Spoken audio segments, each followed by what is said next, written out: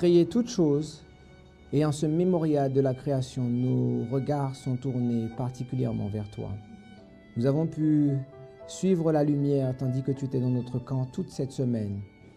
Et nous te réclamons, Seigneur, la promesse, la bénédiction que tu fais et que tu donnes à ceux qui viennent chercher ton repos, qui viennent chercher le rafraîchissement en ce jour spécial. Puisses-tu, ô Père, avec ta parole, pénétrer le plus profond de notre cœur, pour que nos yeux se réveillent, pour que nous sortions de notre torpeur et que nous soyons prêts maintenant à nous mettre en marche comme une armée, Seigneur. Comme l'armée du grand éternel, l'armée de Michael qui se lève. Je te prie que tu puisses tenir captifs les forces des ténèbres pour que la prédication, l'écoute et la réception de ta parole ne soient pas arrêtées. C'est au nom puissant de Christ que nous t'avons prié. Amen. Amen.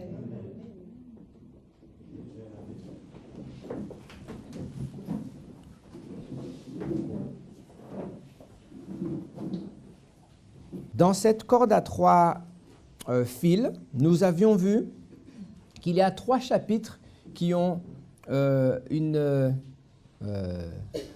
conduite et une direction parallèle. Nous étions concentrés cette semaine sur le livre de Daniel, chapitre 11, parce que Daniel, chapitre 11, c'est le message du 3e ange.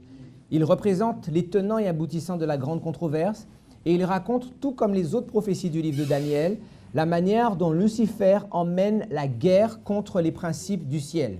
Cette guerre, elle est emmenée à travers des peuples, des nations, des systèmes, des entités. Ces entités sont d'abord des entités séculières, des pouvoirs séculiers.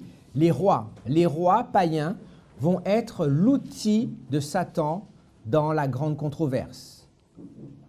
Lorsqu'un roi païen va dominer un royaume, il va obliger tous ses citoyens, tous ses habitants à suivre la voie du paganisme.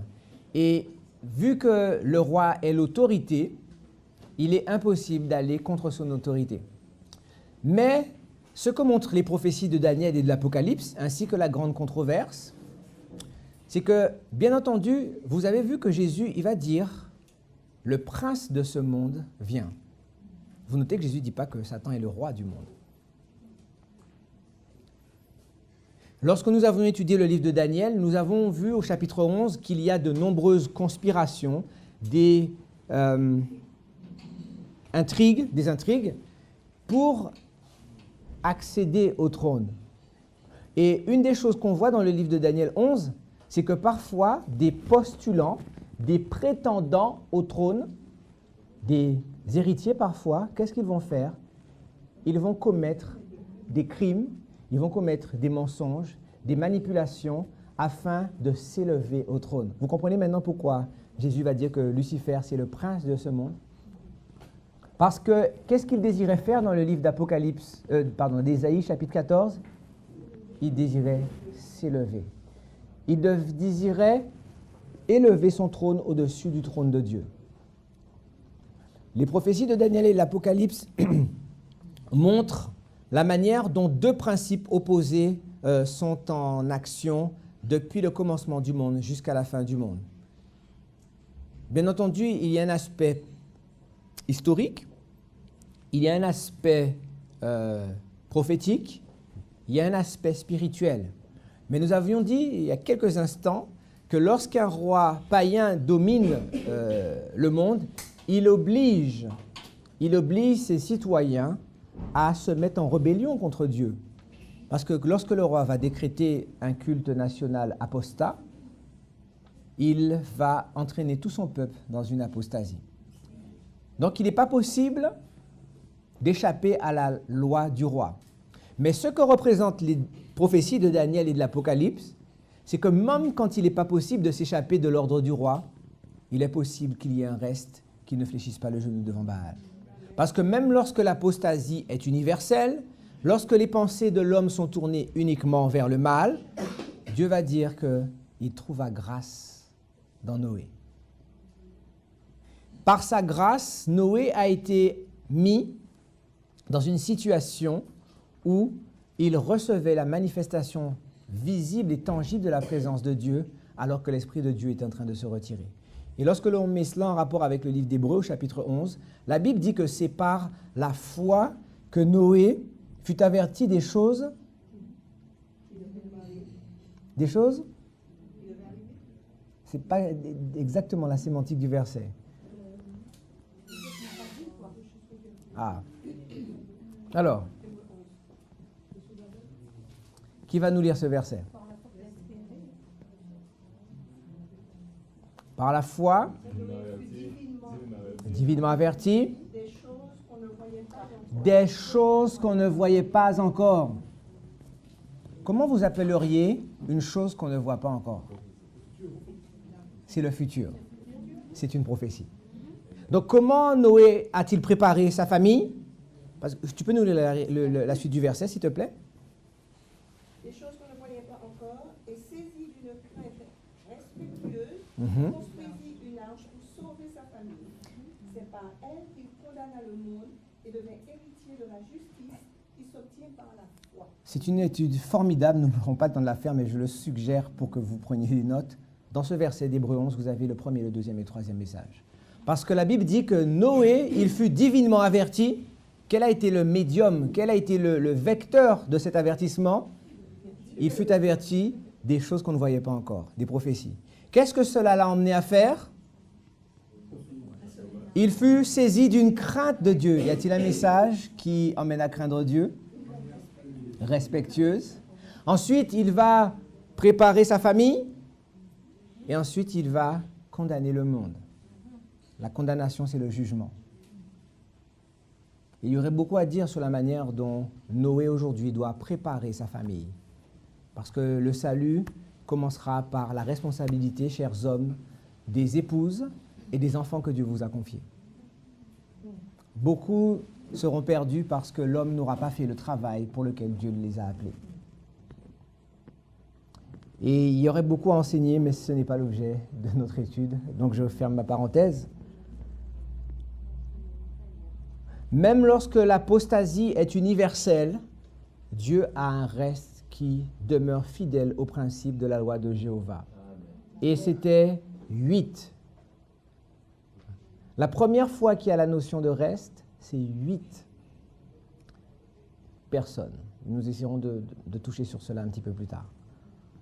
Lorsque l'apostasie va devenir universelle dans le royaume de Babylone, il va y avoir 3 qui ne vont pas prosterner le genou devant Baal. Et ces 3-là vont être suffisamment puissants pour renverser l'apostasie universelle.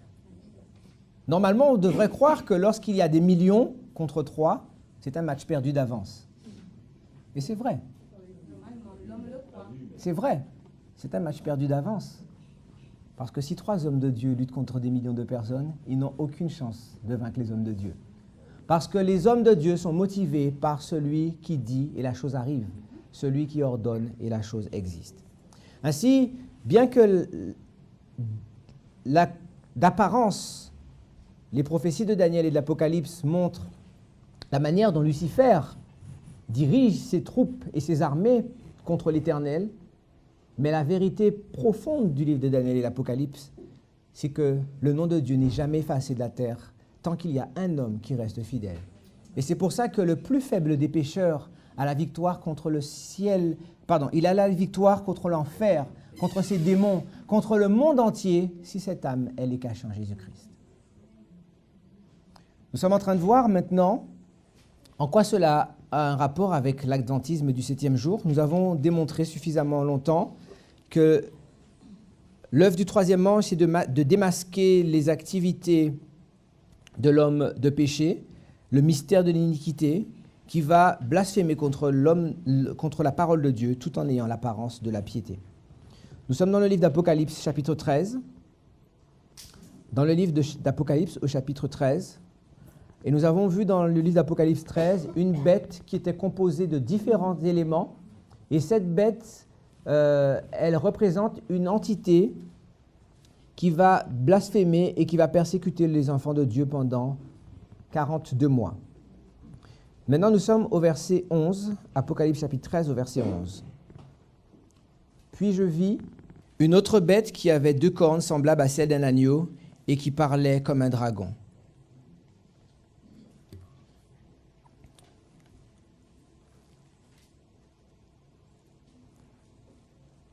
Donc maintenant, Jean, il est en train de voir une transition, parce que le verset 11 commence ainsi, « Puis je vis ».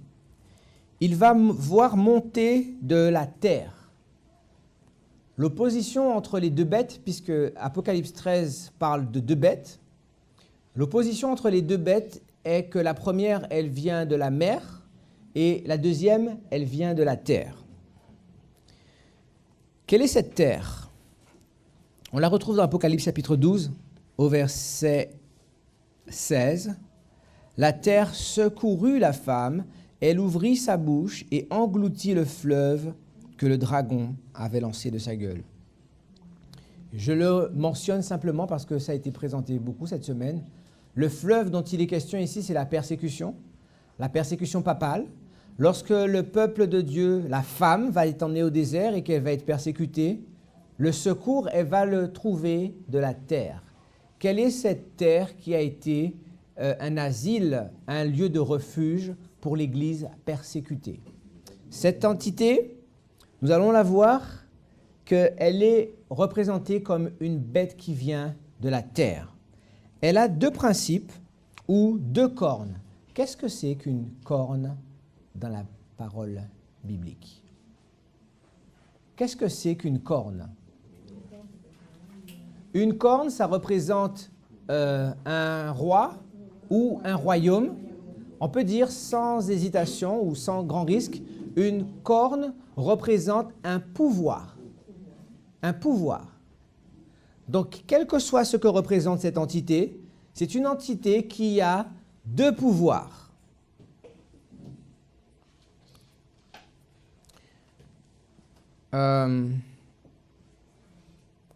Puisque nous sommes dans le contexte d'Apocalypse et de Daniel, nous savons que nous sommes en train de voir la manière dont les royaumes de la terre fonctionnent. Et ce nouveau royaume qui arrive dans Apocalypse 13, verset 11, il est fondé sur 2 valeurs, 2 principes, 2 piliers.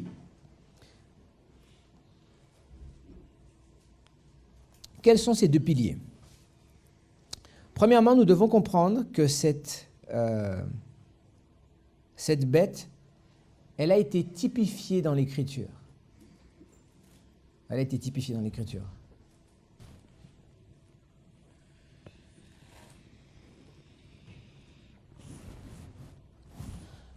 Lorsqu'on prend l'histoire biblique, vous savez que l'Israël littéral et l'Israël spirituel vont dans la même expérience.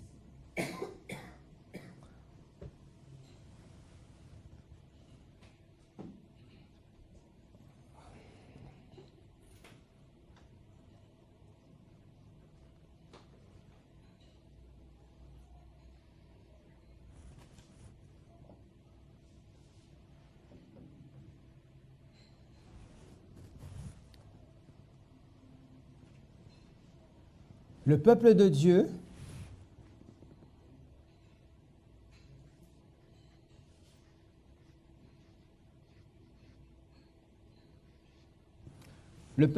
est esclave, souvent déporté,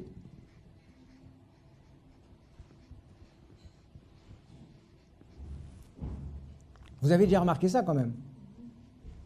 La plupart du temps, dans l'histoire de l'Ancien Testament, le peuple de Dieu est soit esclave, soit en captivité, soit persécuté.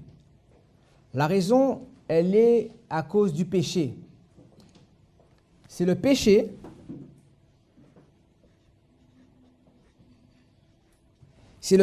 qui emmène le peuple de Dieu à se retrouver sous la puissance des rois de ce monde ou des nations païennes.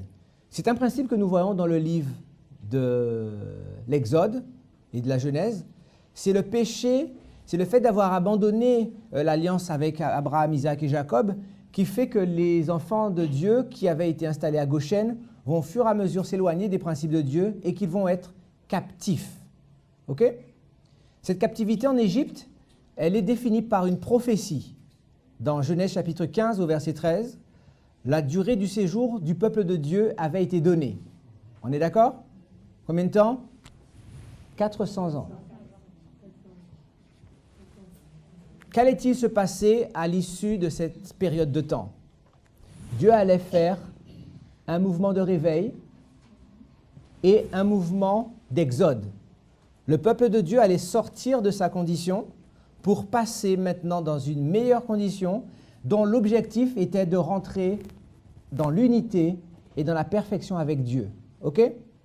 Cela va passer par le renouvellement de l'alliance. Il va y avoir par exemple la circoncision, manger la Pâque, se séparer des Égyptiens, etc. Maintenant, en ligne de mire, lorsque le peuple de Dieu est esclave, qu'est-ce que Dieu lui promet?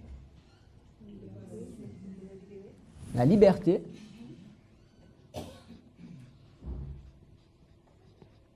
Qu'est-ce qu'il lui promet d'autre? Il lui propose et il lui promet le plus beau des pays. Le pays de gloire, le pays glorieux. Il y a différentes façons de la traiter. Donc, le peuple de Dieu est installé pour faire une mission. Il se corrompt, il se pervertit, il est devenu esclave. Dieu va le libérer et une partie de la promesse de la libération, c'est de recevoir un pays. Ok? Cette histoire se répète de plusieurs façons dans l'histoire de l'ancien Israël. Vous vous rappelez qu'Israël va demander un roi. Lorsque le peuple va sortir d'Égypte, Dieu désire les conduire par le ministère des prophètes. Mais le prophète, ça n'intéresse pas le peuple. Parce que les prophètes les empêchent de danser dans l'église. Le prophète les empêche de manger de la viande. Le prophète les empêche de faire du sport et de la compétition. Donc ils vont dire à Dieu, nous ne voulons plus que tu diriges par les prophètes, nous voulons que tu nous donnes un roi pour faire comme les autres nations. C'est ce que dit le livre de Samuel, d'accord? Qu'est-ce qui va se passer lorsqu'Israël va avoir un roi? Ils ne le savaient pas, les enfants d'Israël, mais ils avaient prophétisé. Quel était le motif invoqué pour le fait d'avoir un roi? Nous voulons faire comme les autres nations. Qu'est-ce qui est arrivé à Israël? À la lettre, ils ont fait comme les autres nations. Le roi a spolié leurs biens. Le roi leur a posé un joug extrêmement dur. Et graduellement, le roi les a emmenés dans l'apostasie. Qu'est-ce qui se passe lorsque le peuple de Dieu est amené dans l'apostasie? Une prophétie va lui être donnée, et c'est le rôle et le ministère d'Amos, d'Ésaïe, Jérémie, Ézéchiel, tous ceux qu'on appelle les petits prophètes, c'est de ça dont ils ont parlé. Et quelle était la manière dont Dieu allait juger ou punir son peuple? Une captivité. Une captivité dans quel royaume? Le royaume de Babylone. Mais cette fois-ci, cela va être pendant 70 ans. Oui? À l'issue de cette captivité, dans le livre de Daniel, nous voyons qu'il y a maintenant un temps qui est donné de séjour, mais que lorsque la fin du séjour approche, Dieu refait de nouveau alliance avec ses enfants. Et qu'est-ce qu'il leur promet? Deux choses. La liberté et quoi encore? Le pays de gloire. Le pays qui avait été dévasté à cause de l'apostasie, Dieu va leur redonner ce pays et ils vont le reconstruire et il va devenir glorieux. C'est l'histoire d'Esdras et de Néhémie. Ok? Maintenant, à l'échelle spirituelle, après la croix, Israël, c'est le christianisme dans les différentes dispensations que nous retrouvons dans les 7 églises. Lorsqu'on regarde la condition de l'église, dans le premier sceau, l'église, elle est pure parce que c'est un cheval blanc. Mais au moment où nous arrivons dans le troisième sceau, l'église, après avoir été martyrisée, c'est le cheval rouge, le sang, l'Église devient noire, elle se corrompt, le péché. Et qu'est-ce qui va se passer? La même chose qui s'est passée avec Israël, l'Église va se retrouver en captivité. Qu'est-ce qui a emmené la persécution papale? C'est le fait que l'Église avait apostasié à l'époque de Constantin. Et donc maintenant, il va y avoir une période de 1260 années, et on retrouve cela dans le livre d'Apocalypse au chapitre 12. Et qu'est-ce qui se passe? Tout comme les 400 ans, tout comme les 70 ans, les 1260 années vont être un temps défini, et à l'issue de cette période de temps, Dieu va faire une double promesse. Et quelle est cette promesse? La liberté et le pays de gloire.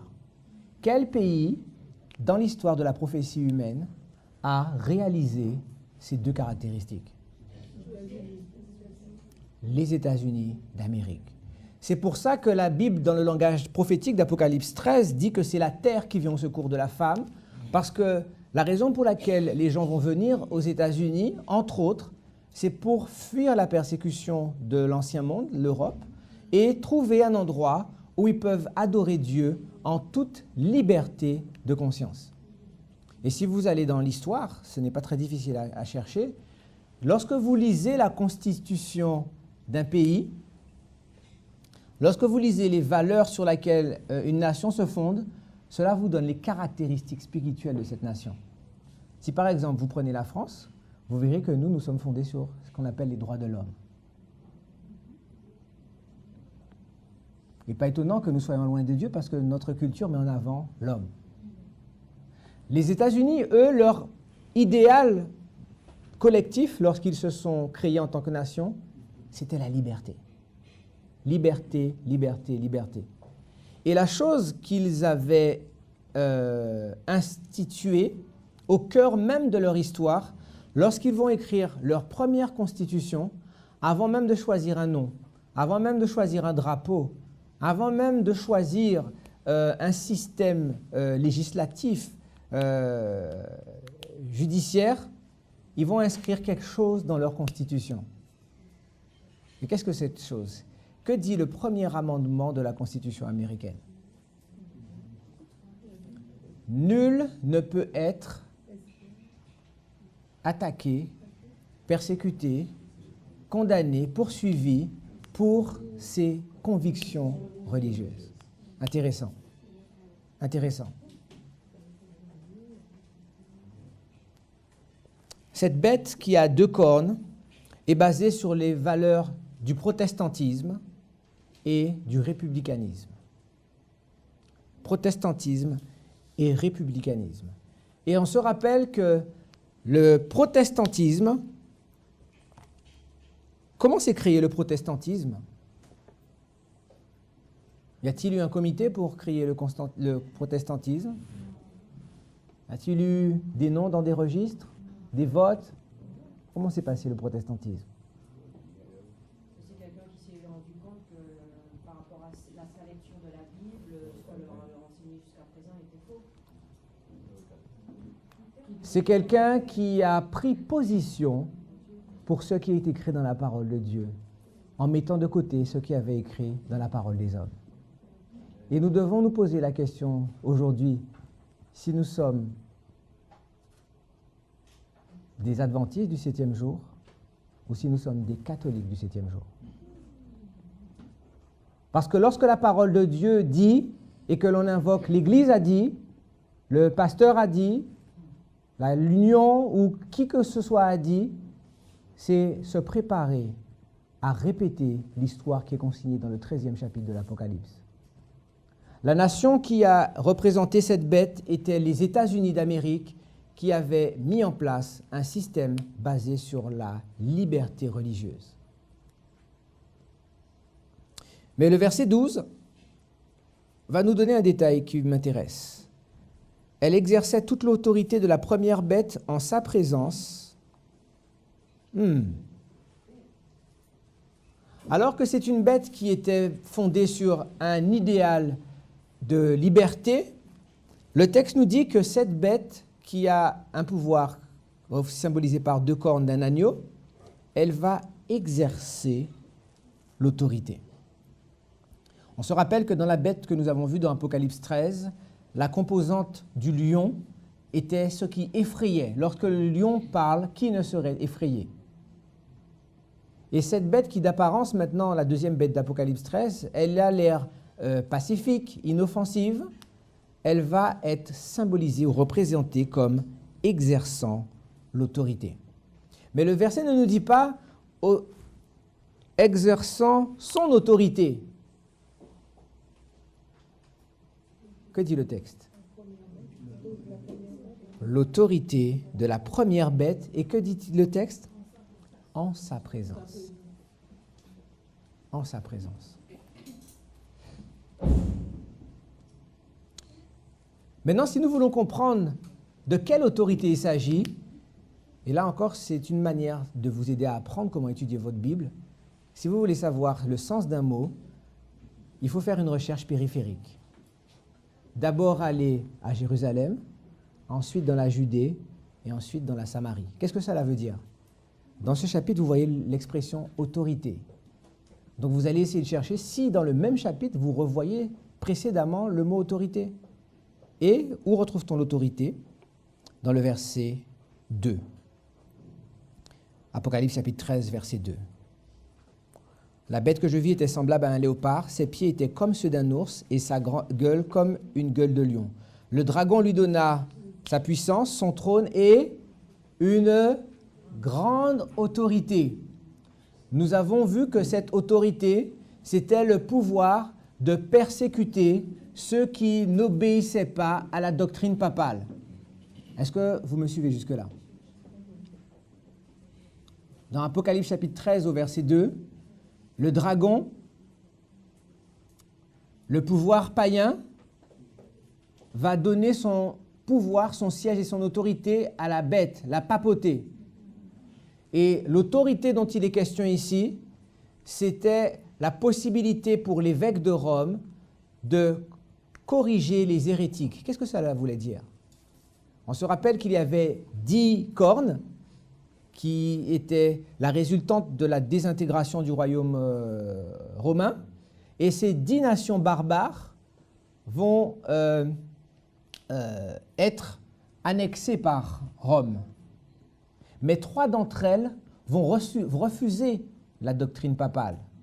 Donc lorsque le pape va être décrété correcteur des hérétiques, le pape recevait l'ordre et recevait l'autorisation légale de partir exécuter et de faire des guerres et des croisades contre ceux qui ne participaient pas au dogme de Rome. Est-ce que vous suivez maintenant?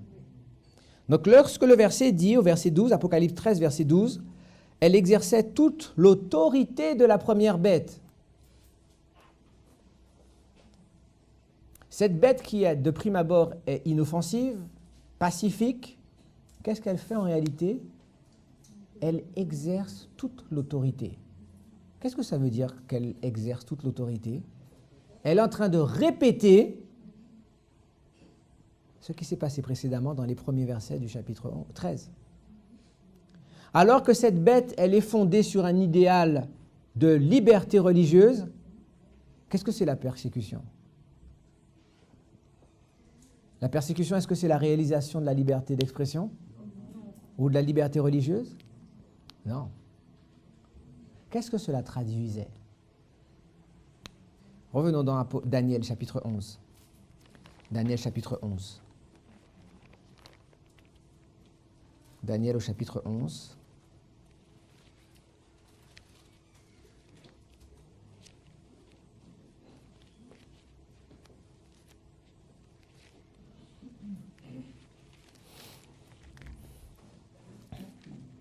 Vous pouvez faire le lien avec le verset 34, Daniel chapitre 11, verset 34, qui raconte la transition entre la Rome païenne et la Rome papale.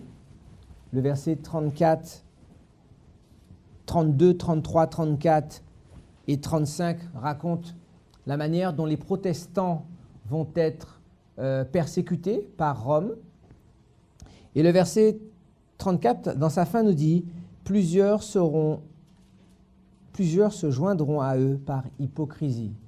Nous avions vu qu'un hypocrite, c'est quelqu'un qui pense quelque chose, mais qui dit le contraire, qui a des valeurs, mais qui donne l'impression contraire. Et cette réalisation, elle se trouve dans le verset 12 d'Apocalypse chapitre 13. Apocalypse 13, verset 12 et Daniel 11, verset 34 sont un lien. Vous pouvez mettre un pont entre ces deux versets. Parce que lorsqu'une nation qui clame lutter pour la liberté religieuse va se mettre à exercer l'autorité de la première bête, ce qu'elle va faire, c'est renier son histoire. C'est rejeter tout ce qui fait sa culture.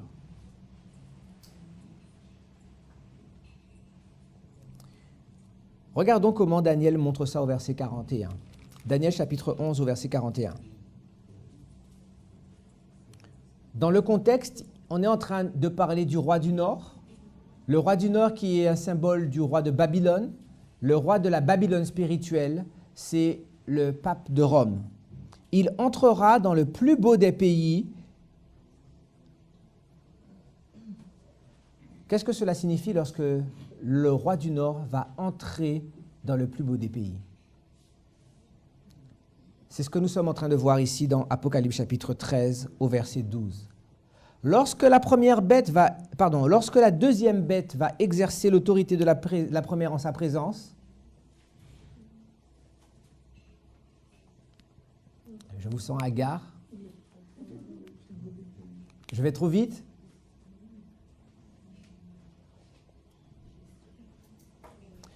Dans Daniel chapitre 11 au verset 41, la papauté pénètre les États-Unis.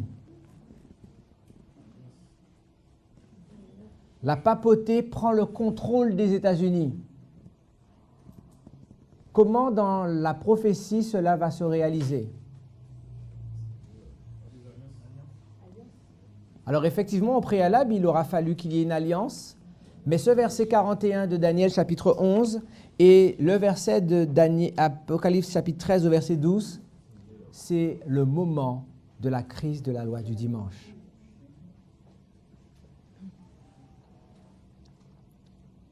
Elle exerçait toute l'autorité de la première bête en sa présence et elle obligeait la terre et ses habitants à adorer la première bête dont la blessure mortelle avait été guérie. Cette nation qui a pour fondement la liberté de culte va obliger des gens à faire quelque chose en rapport avec l'adoration. C'est une apostasie, c'est un déni, c'est un rejet de tout ce qui a fait l'histoire des États-Unis d'Amérique. Parce que les États-Unis d'Amérique se sont construits sur l'idéal de liberté de conscience. Jusqu'à ce jour, aux États-Unis, vous pouvez faire ce que vous voulez en ce qui concerne la religion.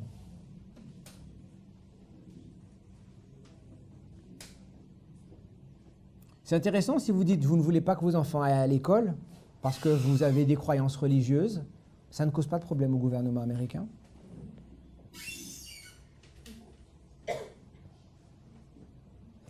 Si vous dites que votre enfant, vous ne voulez pas qu'il aille à l'école le samedi, ça ne cause pas les problèmes que nous avons ici. Je ne suis pas en train de dire que c'est accepté partout. Mais c'est une conception totalement différente qu'il y a entre la vieille Europe et le nouveau monde, le monde de la liberté.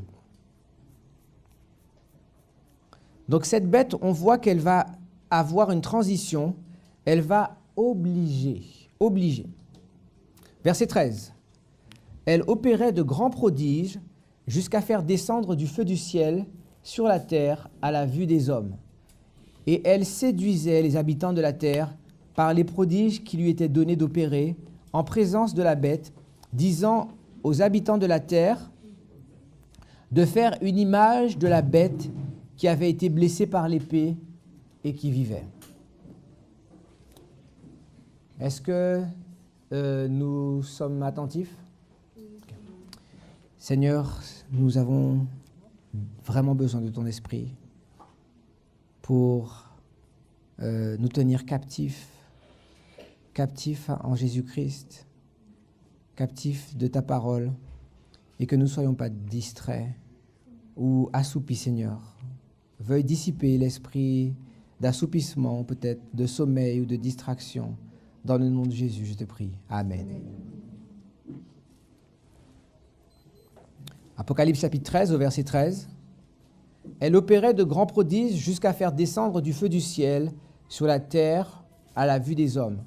Et elle séduisait les habitants de la terre par les prodiges qui lui étaient donnés d'opérer en présence de la bête, disant aux habitants de la terre de faire une image à la bête qui avait été blessée par l'épée et qui vivait. Il lui fut d'animer l'image de la bête, afin que l'image de la bête parle et qu'elle fasse que tous ceux qui n'adoraient pas l'image de la bête soient tués. Ici, il y a quelque chose que Jean décrit comme étant l'image de la bête.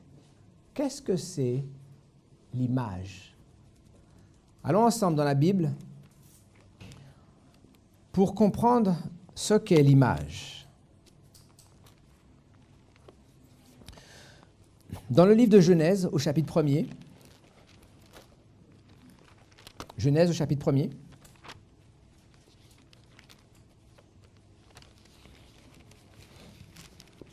au verset 26, la parole de Dieu dit, « Puis Dieu dit, faisons l'homme à notre image, selon notre ressemblance, et qu'il domine. » Dieu créa, verset 27, l'homme à son image, il le créa à l'image de Dieu, il créa l'homme et la femme. Lorsque la Bible dit que Dieu fait l'homme à son image, qu'est-ce que cela veut dire? Ça veut dire qu'il est à sa ressemblance et ça veut dire qu'il domine. Ok? Être à la ressemblance et dominer. Allons maintenant ensemble dans le livre de Genèse. Genèse au chapitre 5. Genèse au chapitre 5 au verset 3.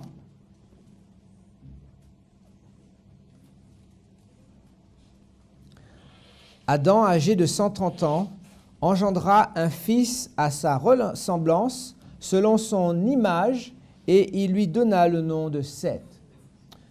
Donc maintenant, ce que nous allons tirer de ce verset, c'est lorsque quelque chose est fait selon l'image, cela veut dire que c'est un enfant, c'est un fils. Ne dit-on pas tel père, tel fils, telle mère, telle fille? Donc lorsque l'on est à l'image, on est fils de. Ok? Donc dans Genèse 1er, versets 27 et 26, on voit que être à l'image, ça veut dire ressembler et dominer.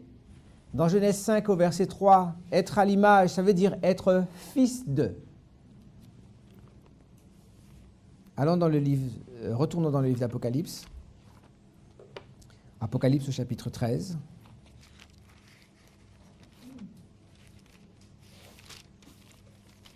Apocalypse au chapitre 13.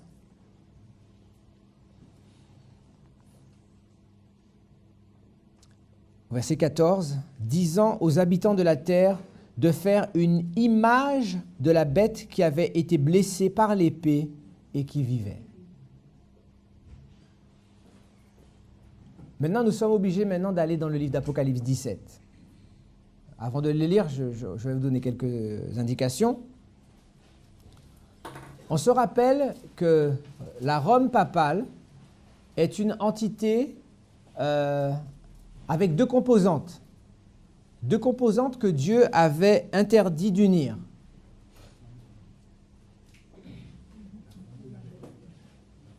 Le fer, qui était un métal, un pouvoir, un royaume, et l'argile, qui était quelque chose de religieux, spirituel. La femme, dans Apocalypse 17, qui était un symbole religieux, et la bête, qui était un royaume. Donc le verset d'Apocalypse 13 est en train de nous dire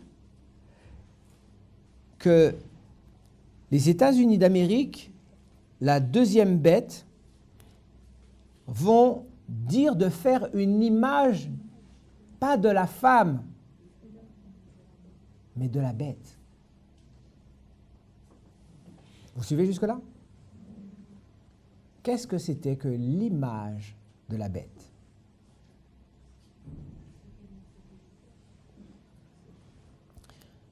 Lorsqu'on regarde le contexte prophétique, on comprend que ce qui a permis à Rome d'exterminer plus de 100 millions de chrétiens pendant les 1260 années, c'était le fait que Rome avait le pouvoir de dicter les lois.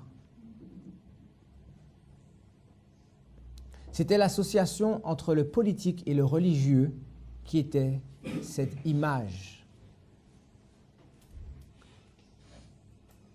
Vous savez que le pape de Rome, selon l'expression, déposait des empires. En réalité, lorsqu'il disait qu'il fallait partir en croisade, qu'est-ce que c'était la croisade? La persécution, c'était le moyen. Mais en réalité, une croisade, c'était un moyen d'étendre son territoire. Il ne pouvait pas prendre contrôle d'un pays si les croyants n'abandonnaient pas leur religion.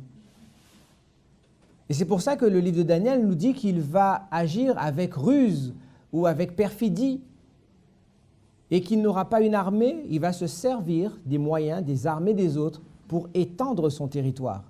Lorsqu'on regarde la naissance de l'Église à Rome et l'expansion du royaume papal, c'est quelque chose de fantastique. Et je vous inviterai à étudier de l'histoire pour cela. C'est vraiment par toutes les ruses de Satan que cette petite ville, Rome, est devenue l'empire qui allait tout briser, à la fois de façon littérale et de façon spirituelle. Parce que Rome était la capitale du royaume de Satan sur terre. Donc lorsque la bête, les États-Unis d'Amérique vont dire de faire une image de la première bête, nous avons vu que l'image de la première bête, c'est que les États-Unis allaient faire quelque chose à la ressemblance de ce qu'avait fait la première bête, qu'ils allaient dominer et aussi qu'ils allaient être des fils. Allons dans le livre d'Apocalypse au chapitre 17. Apocalypse 17.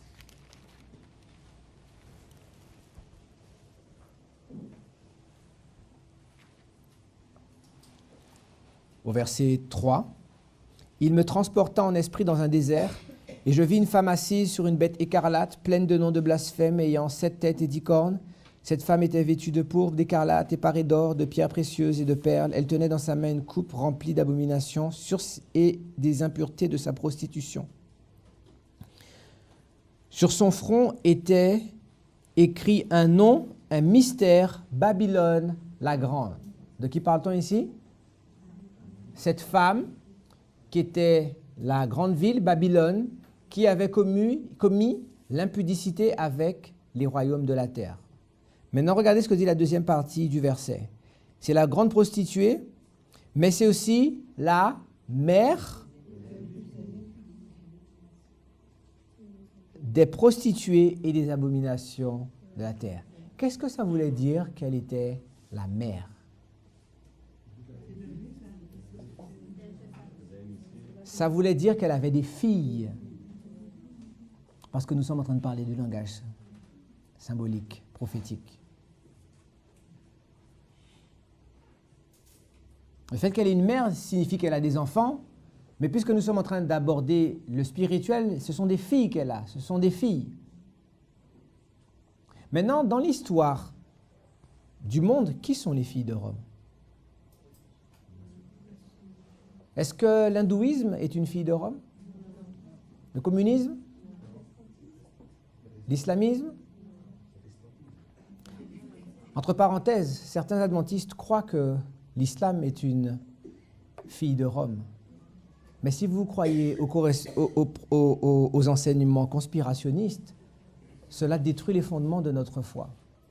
Parce que dans les fondements et les piliers de notre foi qui sont juste dans mon dos, l'islam n'est pas une puissance contrôlée par Rome. L'islam est une puissance que Dieu a suscitée. Et dans le livre d'Amos, la parole de Dieu dit que c'est ma grande armée. C'est l'Éternel qui contrôle les forces de l'islam. Donc nous avons vu que l'hindouisme n'est pas une fille de Rome, l'islam n'est pas une fille de Rome, le spiritisme n'est pas une fille de Rome. Qui sont les filles de Rome alors? Ce sont les églises protestantes. Pourquoi sont-elles les filles de Rome?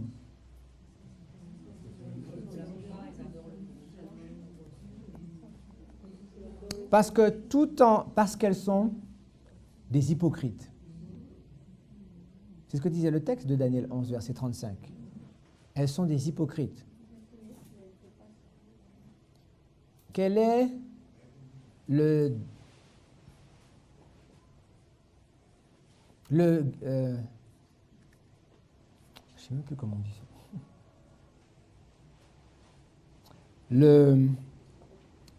C'est pas... bon, excusez-moi, le mot m'échappe.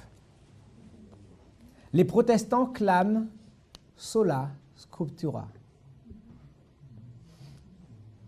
L'écriture et l'écriture seule. Oui? Vous savez ça? Avez-vous déjà demandé à un protestant de vous montrer où est-ce que c'est écrit dans la Bible qu'on adore le dimanche? Puisque c'est sola scriptura.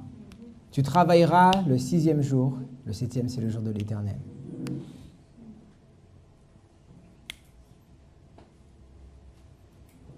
C'était dans le jardin d'Éden, ça. Il n'y avait pas de juifs encore à l'époque. Avant les juifs, il y avait déjà le sabbat. Dieu va faire l'alliance, il va donner le sabbat aux juifs. Que dit le livre d'Ésaïe, chapitre 66? À chaque lune, il y a un nouvel sabbat. Donc dans le ciel aussi, il y aura le sabbat. Donc quel passage de l'Écriture peut justifier qu'on adore le dimanche? On accepte le dimanche lorsque l'on est une fille de Rome, parce que c'est Rome qui a établi le dimanche comme jour du Seigneur.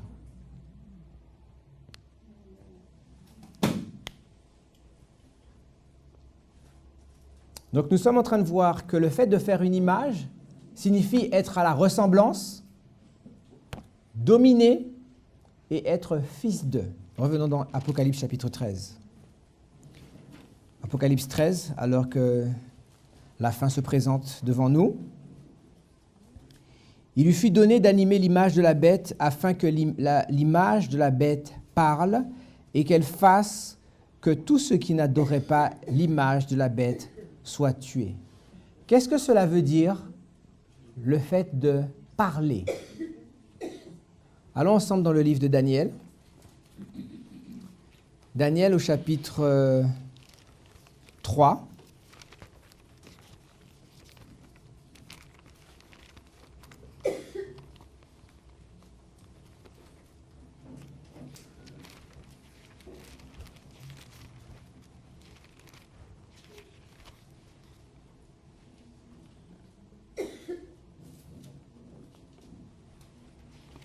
Au verset 5.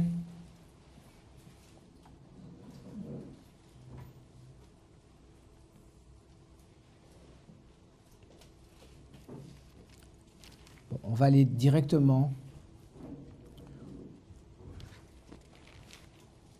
au verset 5, Daniel chapitre 3, verset 5. Au moment où vous entendrez le son de la trompette, du chalumeau, de la guitare, de la sambuc, du psalterion, de la cornemuse et de toutes sortes d'instruments de musique, vous vous prosternerez et vous adorerez la statue d'or qu'a élevée le roi Nebuchadnezzar. Qui est-ce qui a créé l'image? C'est le roi Nebuchadnezzar. Le roi de Babylone, le roi du Nord.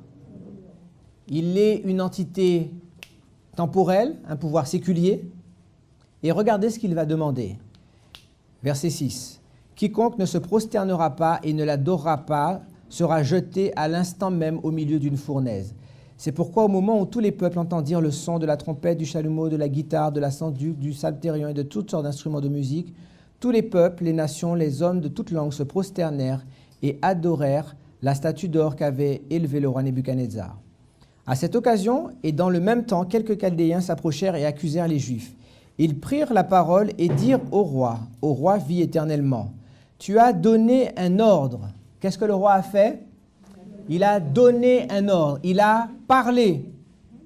Et lorsqu'il va parler, on doit exécuter. Il a dressé une image, oui, la statue, et après que l'image ait été dressée, il a parlé. Qu'est-ce que cela signifiait lorsque le roi parlait? Allons dans Daniel chapitre 6. Daniel au chapitre 6.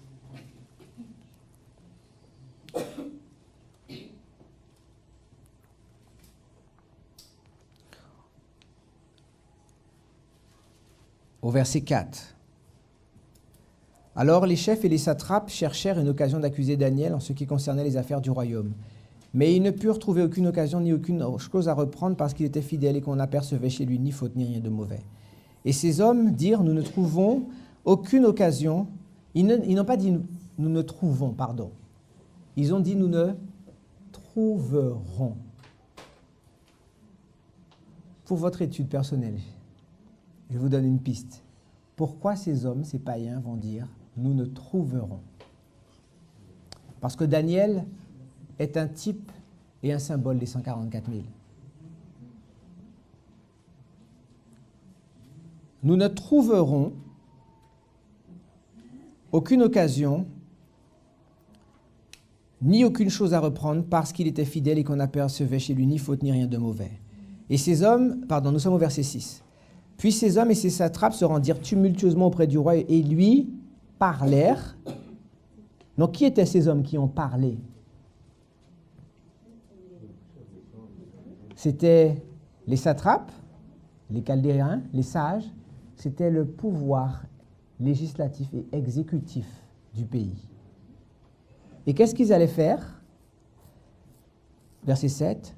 Tous les chefs du royaume, les intendants, les satrapes, les conseillers, les gouverneurs sont d'avis qu'il soit publié un édit royal avec une défense sévère portant que quiconque dans l'espace de 30 jours adressera des prières à quelque autre dieu ou à quelque homme excepté au toi, roi, sera jeté dans la fosse au lion. Maintenant, au roi, confirme la défense et écrit le décret afin qu'il soit irrévocable. Donc, lorsque le roi parle, cela veut dire qu'il y a un ordre ou un décret qui est commandé et que le peuple doit exécuter. Donc nous voyons comment les affaires religieuses, parce que comprenne Daniel 3 ou Daniel chapitre 6, ce n'était pas pour une faute dans la gestion, dans la comptabilité, dans la politique du royaume. C'était pas ça la question en jeu, non? Quelle était la question en jeu? C'était une problématique d'ordre spirituel. Et pour contrecarrer une problématique spirituelle, il ne pouvait pas venir à bout de la fidélité de Daniel, d'Anania et d'Azaria et de Michaël. Ils vont dresser une image et ils vont faire que cette image parle. On est à la même page? Revenons dans Apocalypse chapitre 13. Apocalypse chapitre 13.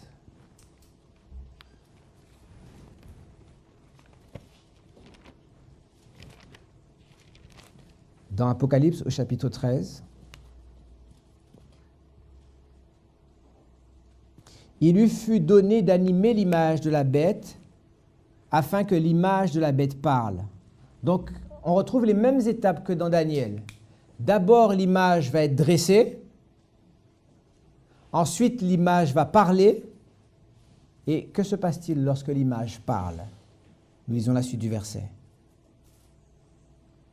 Et qu'elle fasse que tous ceux qui n'adoraient pas l'image de la bête soient tués. C'est ce qui s'est passé dans le chapitre 3 de Daniel. Ceux qui n'ont pas obéi à la parole de l'image, ils ont été jetés à l'instant dans la fournaise ardente. Daniel, qui n'a pas obéi à l'image du roi qui parle, va être jeté instantanément dans la fosse au lion. On est d'accord? Mettons ça en lien avec Daniel chapitre 11. Daniel chapitre 11. Daniel chapitre 11 au verset 41. Le roi du Nord, ou encore la papauté, entrera dans le plus beau des pays. Comment la papauté Va-t-elle rentrer dans le pays glorieux ou dans les États-Unis d'Amérique? Est-ce que le pape de Rome va venir littéralement avec son avion, avec sa papamobile et visiter les États-Unis? Non. Lorsque la même autorité, lorsque le mélange entre le spirituel et le temporel va s'associer pour faire un décret obligeant à aller dans la mauvaise direction, c'est à ce moment-là que la papauté va pénétrer les États-Unis. Parce que nous sommes en train de voir que Daniel chapitre 11 est en train de raconter la manière dont les pouvoirs luttent pour conquérir le monde, oui? Lorsque la Rome païenne est apparue dans Daniel chapitre 8, vous verrez que la Rome païenne a abattu 3 obstacles. Daniel 8, verset 9 nous donne ces 3 obstacles. Le sud, l'Orient et le pays glorieux. La Syrie, l'Égypte et la Palestine. Lorsque la Rome papale était sur le point de venir comme pouvoir mondial, avant que sa domination ne démarre, qu'est-ce qu'elle a dû faire? Arracher 3 cornes, les Hérules, les Vandales et les Ostrogoths. Maintenant, la Rome moderne, la Rome spirituelle, la papauté, lorsqu'elle va revenir sur la face de la terre, elle doit abattre 3 obstacles, parce que son objectif, c'est la catholicisation du monde. C'est ça son objectif. Quels sont les 3 obstacles à cela? Le premier, nous l'avons vu il y a 2 jours de cela. Il y avait une puissance athée qui avait pris le contrôle de la moitié du monde. Pendant la guerre froide, le rideau de fer va séparer le monde en 2 camps, le bloc communiste et le bloc occidental. Et tant que les communistes demeurent puissants, est-ce que la papauté peut faire pénétrer ses doctrines et ses dogmes dans le monde? Non. Nous avons vu au verset 40 de Daniel que lorsque la papauté va prendre sa revanche sur l'athéisme, parce que c'est l'athéisme qui avait fait chuter la papauté en 1798, l'athéisme français. Mais lorsque la papauté va revenir en 1989, la papauté va abattre définitivement le communisme. Et si vous regardez l'histoire, vous verrez que tous les pays où le catholicisme n'avait pas pu pénétrer pendant la guerre froide, ce sont des pays fervents catholiques aujourd'hui. Donc le premier obstacle avant le contrôle du monde par la papauté, il a été abattu maintenant en 1989. Cela fait 26 ans, si je compte bien. 26 ans. Donc, maintenant, le monde qui était divisé en 2, le pape a pris le contrôle de cette partie-là parce que son ennemi qui l'empêchait de pénétrer n'était plus là. Quel est le prochain obstacle pour la papauté?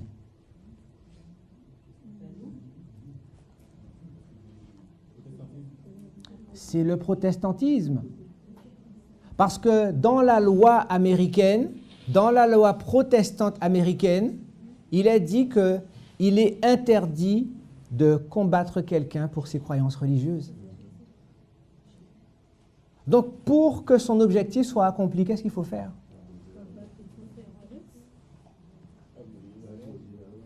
Il faut abolir cette loi.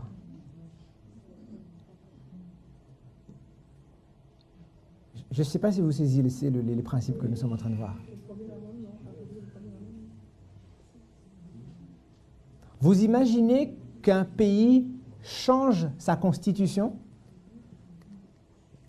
De votre vivant, combien de fois vous avez vu un changement de constitution dans notre pays?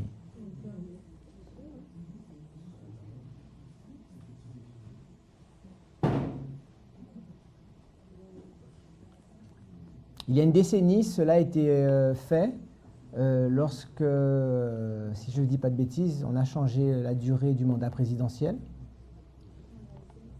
de 7 à 5 ans.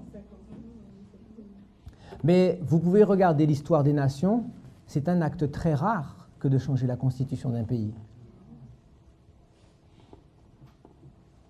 L'Assemblée débat de textes, la législation est vivante.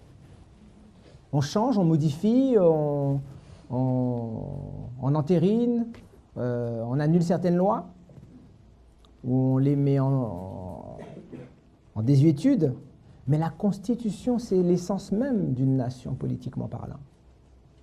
Et tant que la nation américaine a le premier amendement dans sa Constitution, la papauté ne peut pas prendre le contrôle des États-Unis d'Amérique. Parce que vous allez comprendre dans la prochaine présentation pourquoi le contrôle des États-Unis d'Amérique est la clé de la prise du pouvoir de la papauté. C'est ce que nous verrons dans notre prochaine étude. Donc on va résumer alors que nous terminons. Nous voyons qu'une deuxième bête apparaît, une bête qui apparaît différente lorsqu'elle arrive, mais qui en réalité est de la même famille que celle qui précède. C'est une bête qui prétend favoriser la liberté individuelle, mais qui, au fur et à mesure que le temps va se développer, va devenir une puissance oppressive et persécutrice. Et une fois que cette puissance persécutrice se mettra à l'œuvre, regardez ce qu'elle va faire au verset 14, elle séduit tous les habitants de la terre. Certains d'entre nous se posent des questions lorsqu'ils voient le monde autour d'eux. Pourquoi, par exemple, ce n'est pas le cinéma indien qui est le meilleur cinéma au monde? Ou pourquoi tout le monde n'a pas envie de copier la mode pakistanaise ou la mode chinoise? Quel est le pays que tout le monde veut copier? Les États-Unis. Vous avez jamais remarqué ça? Il y a une raison à cela. Et c'est pour ça qu'il faut que vous veniez à la prochaine présentation. Parce que tout ce qui a été écrit, il est pour notre instruction. Et Dieu ne fait rien sans avoir averti ses prophètes. Est-ce que vous pensez que le hamburger, c'est quelque chose de génial à manger? Non. Pourtant, le monde entier court pour manger des hamburgers. Il y a une raison derrière cela, mes amis.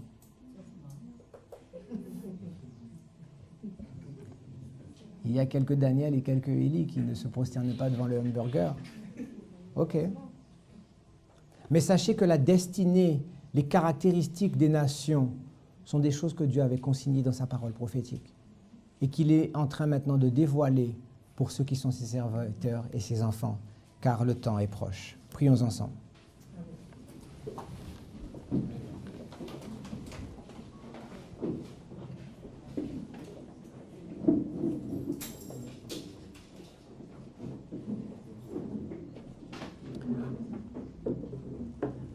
Ô Père, tandis que tu es en train de rassembler la corde à 3 fils, même si nous n'avons pas encore tout vu de ce que ça représente, je te prie de mettre en nous le désir de sonder ta parole pour nous-mêmes, pour comprendre que tu as fourni une explication à tout ce que nous voyons autour de nous et que rien n'échappe au contrôle de ta parole. Je te prie que cela puisse susciter de la foi en nous, la foi que nous pouvons te faire confiance, de ce que nous pourrons traverser le feu et les épreuves si nous sommes cachés en toi. Je te prie de permettre aux adventistes du 7e jour dans cette île de retrouver leur foi et de retrouver leur expérience. Car l'adversaire a cherché à la voler, à nous dérober de notre enseignement et de notre foi. Puisses-tu, Seigneur, parler aux ossements que nous avons vus au début de la semaine passée et que la vie et l'esprit reprennent en nous. Au nom de Jésus, nous te prions. Amen. Amen.